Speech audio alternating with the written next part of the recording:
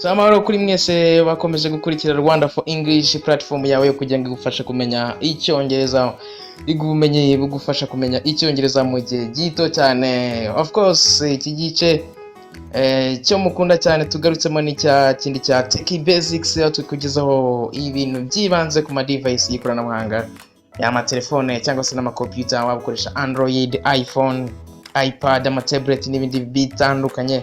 Ukwiye kugira byinshi ubimenyeho kugira ngo ukoreshe ama device yawe ari akora effectively cyangwa se akora neza nta bibazo bitandukanye tugenda no muri dusanga mu ikoranabuhanga. Uyu munsi twakuzaniye trick cyangwa se ikintu cy'ingenzi ugomba kugira.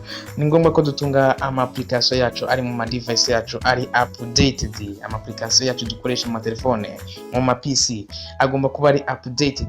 Hano reka tuvuge uyu munsi kuri smartphone, reka tugaruke kuri Android ndetse na iPad n'izindi zose za ma telefone, yaba ari tablet cyangwa se iPad. Ni ngombwa gukora update y'ama application yawe. Abantu benshi ntabwo bakunze kwita kuri iki kintu, ariko updating no kuvuga ngo ni ugushyira no kuzamura no guteza imbere nyine ubundi aba web developers, abakora zino application.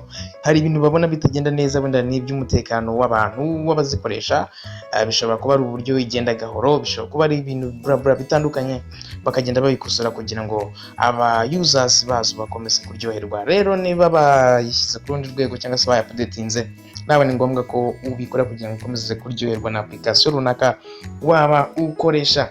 Uyu munsi rero tujye kureba uburyo ushaka updating ama application yawe mu gihe gito cyane, mu masegonda make cyane, bitari kwa kundi dusanzwe tubikora. Bambikora babonye notification bakagera updating imwe mu bintu bigaragara ko biba bigoranye. Uyu munsi reka turebe uburyo ushaka updating ama application yawe mu gihe gito cyane bitagoranye, kandi nawe ukagendana na technology birumvikana. Ni ngombwa cyane ko wita kuri iki kintu. Fata telefone yawe uyifungure nk'ibisanzwe, hanyuma uragenda ushake application yawe, ukuraho n'ubundi ama application urayo downloading ya Google Play cyangwa se Play Store nkuko muyita, cyangwa se koresha iPhone uraza koresha App Store, hanyuma Play Store uraza kwifungura, irarodinga n'ubundi nk'ibisanzwe. Iraza kodinga niba ufite internet, cyangwa password niba uyikoresha. Na byiza cyane gushyira ama password kuri application. Hanyuma ukimara kugerayo barakwereka aho n'umuntu usanzwe ukora ama application. Urabona tabs 3 cyangwa se utubuto dutatu, hariyo ya games ndetse na apps ndetse na movies. Twebe turashaka ku updating. So niba ushaka updating rero, click on your profile. Uraza kubona ifoto yawe cyangwa se ifoto iranga Google account yawe cyangwa se konti yawe ya Google. Uraza gukora click, numara gukirikaho cyangwa se gukandaho, uraza kubona ibintu bigiye bitandukanye. Hasi ya ijambo Google account uraza kubona akabuto karimo utuntu tumeze nk'utudomo kanditseho ngo manage apps and device, cyangwa se tunganya ama application yawe na device cyangwa se n'igikoresho cyawe ari gukoresha. You click, uraza gukirikaho kugira ngo yageze n'urugendo turimo rwa update. Uraza kubona bahita babikwereka iyo ugezeyo no harmful apps found, nuvuga ngo nta kibazo kiri mu application uri gukoresha. Ariko bwa kabiri tubona ngo updates available, nuvuga ngo hano bikwereka ama application ahari you ushobora ku updatinga. Ushobora kugira gukanda update all, ariko ari igihe ushobora kuba udafite internet yihuta cyangwa se iri strong, ushobora kuza kujya kuri see details. Yukanze kuri see details rero bakwereka uburyo application zose zihari, ukabanza ukazitegereza ni zingahe nizihe bitewe nizo bazaniye update. Urabona ko ama application menshi bahora bayahindagura bayongeramo ibintu bishyashya. Ni ngombwa ko nawe ukora kino kintu kugira ngo ukomeze kuryoherwa. Ushobora kuba rero iyo ufite strong internet, ushobora kuza kubanza guhera ku application y'ingenzi. For example, ushobora gucuzinga wenda ushaka guhita updatinga muri uwo mwanya wenda ukeneye cyane, wenda ushobora gucuzinga wenda Instagram, hano ushobora gucuzinga Google, ushobora gucuzinga for example nanone na Phoenix and application. Yes, ngira ngo uraza kwimana batakubwira ko ziraza guhita zitangira uploadinga.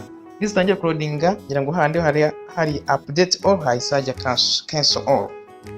Hanyuma of course ushaka ufite strong internet uraza guhita ukanda update all. Nabyo byiza kugira ngo ama application yose ahari buri munsi ugiye uhora ufite application zawe ariko ziri updated. Ni ikintu cy'ingenzi cyane. Yes, of course. Nuza urabona Instagram yo iri hafi kurangira, nuza gukora cancel all uraza kubona nikora cancel all uzaza gusubira inyuma, ariko kino kintu cya update ni ngombwa kugira ngo twirinde byabazo bya security n'ubundi ibibazo bya lagging, ukabona phone nagiri kugenda cyangwa se device nabwiri uri gukoresha internet igahita ihagarara.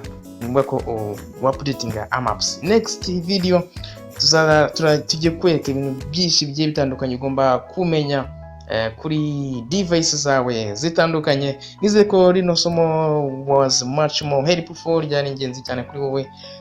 Noneho ugiye kujya updating ama application yawe mu buryo buri fast mu gihe cy'amasegonda. Urabona ko amenshi agiye kurangira, Instagram ngira ngo yamaze kurangira, n'izindi ndaza gukanda ubundi byose ndaza kugenda nkora this one bite birangira, ariko nanone nshatse naza kuza gukanda ya button ngakora update all, hanyuma ibintu byose ama application yose narifite ari outdated agahita aba updated mu gihe kitarengeje n'amasegonda.